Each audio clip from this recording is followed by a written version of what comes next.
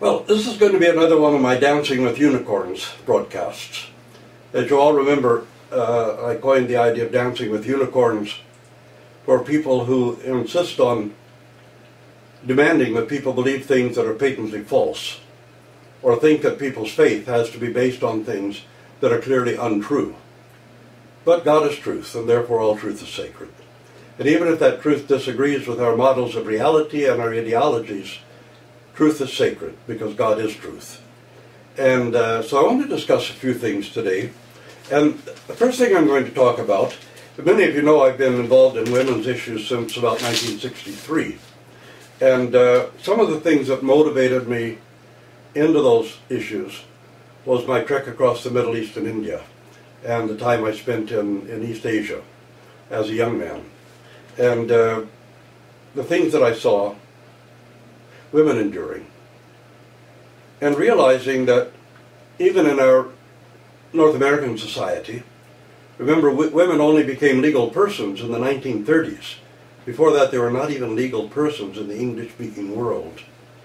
And they had their wealth or their inheritance or whatever, technically had to be supervised by the oldest male member of their family, because they were considered to be too idiotic to be able to control their own affairs.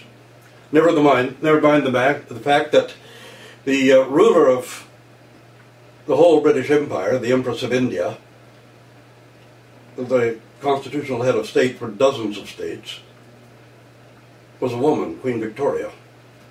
The only other person in 1,000 years, aside from the present Queen, to actually have a diamond jubilee on the throne. And the whole era was named after Victoria. We can look back a little farther to the first Elizabeth, who was nothing if not a formidable ruler, who built the empire to begin with. But in any case, women have been maltreated, tortured, tormented, beaten, killed for non-reasons, for centuries. Reading today's paper, another child bride in Afghanistan. She's 15 years old, forced into marriage to somebody much older than her. The family that she was forced into has tortured and beaten her, trying to force her to become a prostitute so they can sell her and make money from her. She fled from the home, ended up in medical treatment because she was actually very severely injured by the tortures and beatings that she'd endured.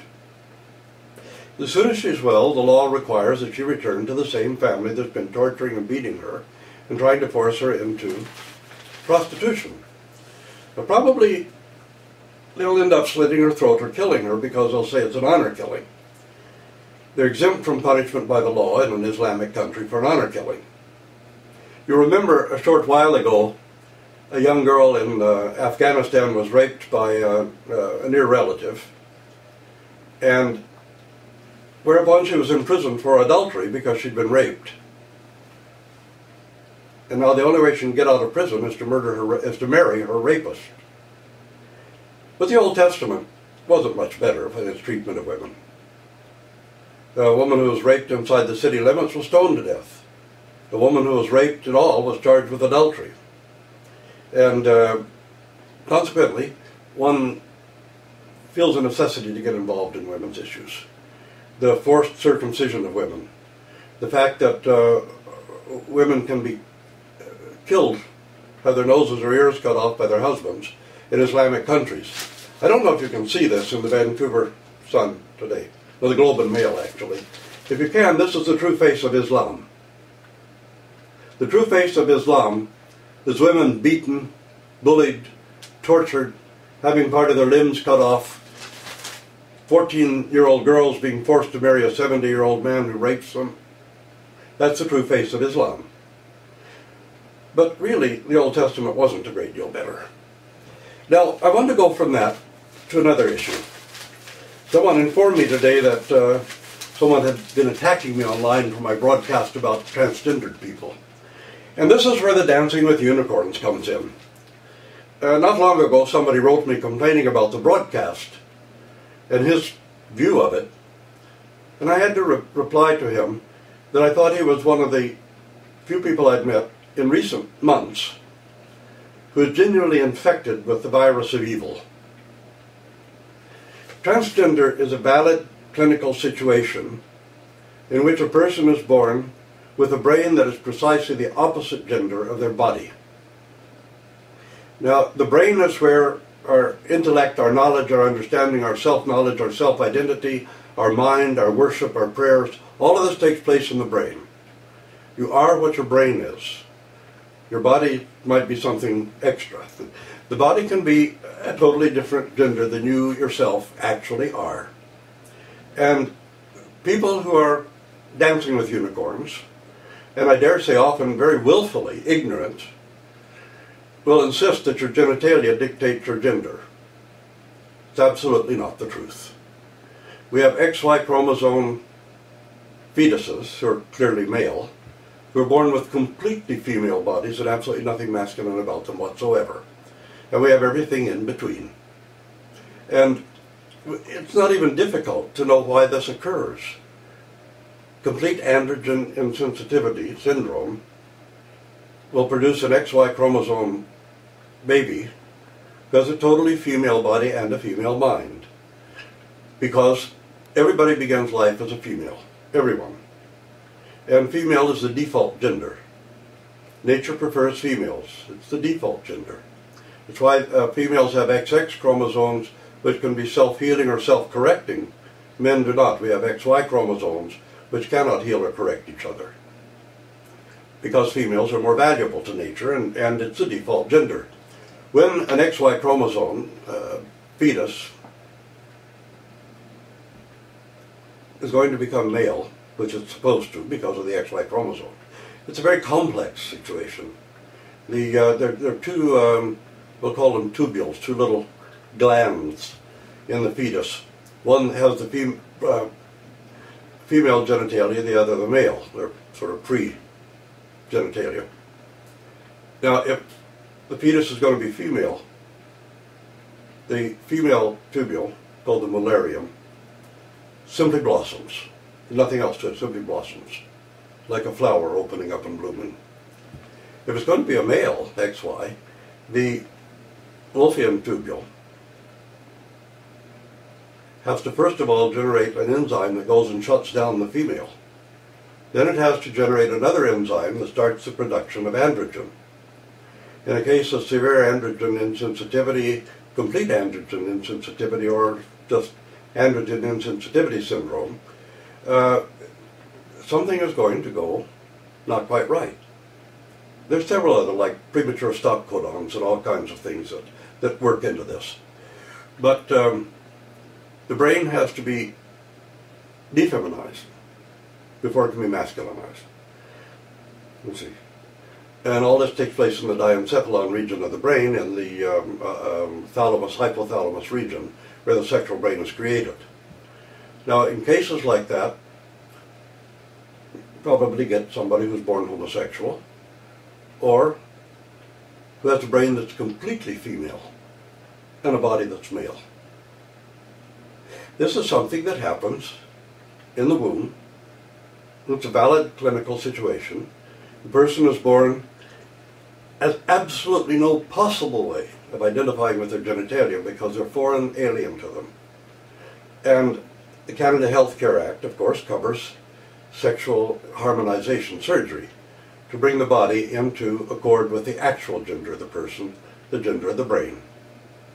Now, people who have a kind of essentialist thinking, people who live by means of ideologies, people who have ossified brains, and people who are hysterical and fanatical fundamentalists will deny that and think that your identity rests solely in your genitalia. So your genitalia are what? What you pray with, what you worship God with, what your self-identity is. You have to be insane to think something like that. And I realize that's strong language, but when I see how many people have been the victims of ideological homicide through people's ideologies, it's enormously tragic. Transgendered people have a valid clinical situation in which they need to have a surgery to harmonize their gender, to bring their physical gender into accord with their actual gender. Now there's enormous medical literature on this. We have reams and reams and reams of medical literature, research, case studies and all this on this very thing. But what do medical doctors know after all? You know, Joe Schmo down the road who eats his Bible for breakfast knows more than all the medical science in the world. Some kind of crackpot ideology or absurd model of reality is higher and greater than scientists, neurobiologists, medical doctors, gynecologists, the American Medical Association. I'm really sick and tired of this kind of cruel, vicious, savage ideology that has forced so many people into suicide. And it's just ideological homicide, pure and simple. And the blood of every one of these young people who commit suicide because of some religious ideology is on the hands of the preachers, the priests, and the ministers who teach it, and on the hands of those who bully and harass people with their ideologies. And the blood is on your hands and on your soul. And if you remain ignorant intentionally and on purpose, and don't follow through with vast quantities of research, medical literature, medical case studies, medical science, neurobiology, that demonstrate these things, then you're willfully committing homicide. It's strong words, but I mean it. I'm not saying it just to be unpleasant.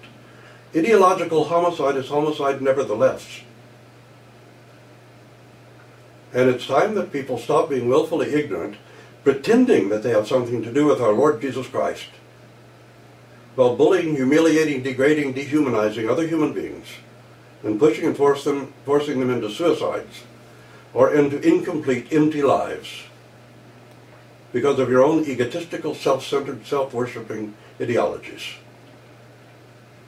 The literature is there, the science is there, the neurobiology is there, the medical science is there. If you don't pay attention to it, and you continue working these evil deeds that you're working, God help you on Judgment Day.